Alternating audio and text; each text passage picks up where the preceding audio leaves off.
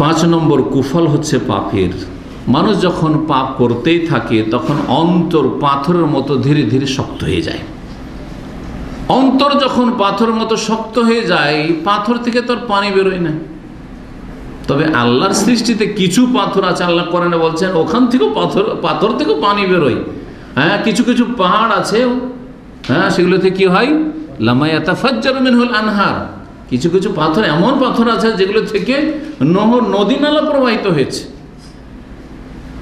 হ্যাঁ, ওয়াইন্না মিনাল লামা ইয়াশাক্কাকু ফায়াখরুজু মিনাল, আর কিছু কিছু পাথর বিদীর্ণ হয়ে ফেটে যায় আর সেখান থেকে পানির ঝর্ণা প্রবাহিত হয়।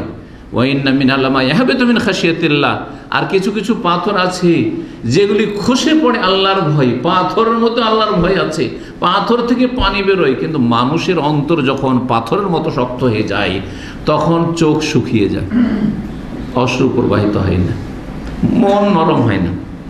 মন নরম করার চেষ্টা করে, মন নরম হয় না।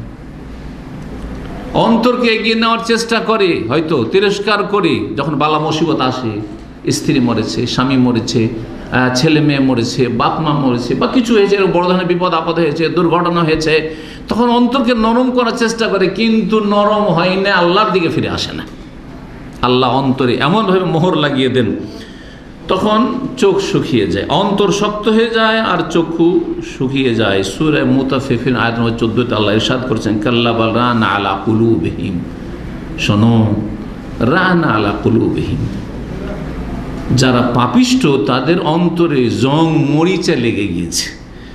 মা কানু ইয়াকসিবুন, কিসের কারণে? তাদের কর্মফল হিসাবে, তাদের কৃতকর্মের কারণে, তাদের পাপের কারণে, মানুষের পাপের কারণে এইরকমটা হয়।